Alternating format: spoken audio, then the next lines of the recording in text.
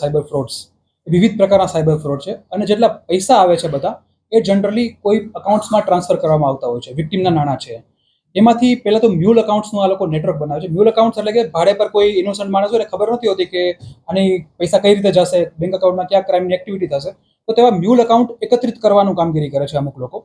એ એકત્રિત કર્યા બાદ આગળ આ અકાઉન્ટની ડિટેલ્સ ફોરવર્ડ કરે છે અને હકીકતમાં હેન્ડલ કરવાવાળા માણસ છે એ ક્યાંક બહાર બેઠા બેઠા રિમોટલી ઓપરેટ કરે છે આ અકાઉન્ટને. અને પૈસા જેટલા આવે છે એને આગળ પણ સાઇફનિંગ કરવાની પ્રોસેસ કરતા હોય છે કે પૈસાને કોઈ યુએસડીટીમાં કન્વર્ટ કરવા, ક્રિપ્ટોમાં કન્વર્ટ કરવા અને આગળ મોકલવા. આ તપાસમાં કોઈ હજી ઇન્ટરનેશનલ કોઈ રોલ અમારી સામે આવેલો નથી. જ્યાં સુધી અમારી પાસે અત્યારે ઇન્વેસ્ટિગેશન ચાલુ છે એમાં મેન હેન્ડલ કરવાવાળા જે છે, પૈસા જે વિડ્રો કરવાની પ્રોસેસ અને પૈસાને એક જગ્યાએથી બીજી જગ્યાએ મોકલવાની જે પ્રોસેસ છે એ કરવાવાળા આરોપીની ગોવાથી ધરપકડ કરવામાં આવેલી છે. 77 કરોડ એટલે કે અમને રેડ કર્યા બાદ અમને ઘણા બધા બેંક અકાઉન્ટ્સ મળેલા છે.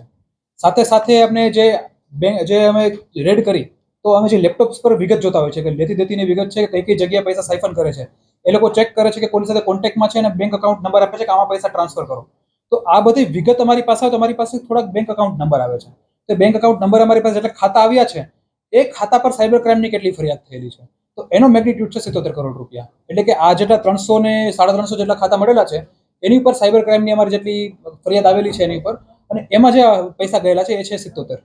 વધુમાં અમે પબ્લિકને એક વસ્તુની અપીલ કરીએ કે તમારી સાથે કોઈ પણ પ્રકારનું સેક્સટોર્શન છે કે કોઈ ન્યૂડ વિડીયો કોલિંગ છે કે કોઈ ડિજિટલ અરેસ્ટ છે, ઇન્વેસ્ટમેન્ટ ફ્રોડ છે કે કોઈ પણ પ્રકારના ફ્રોડ થાય તો તુરંત જ 1930 હેલ્પલાઇન પર સંપર્ક કરો અથવા તમારા નજીકના સાયબર પોલીસ સ્ટેશન છે તેનો સંપર્ક કરો. અને સંવેદનશીલ કિસ્સા હોય તો પણ અમને જાણ કરો. તમારી માહિતી પણ ગુપ્ત રાખવામાં આવશે અને આગળની તપાસ કરવામાં આવશે.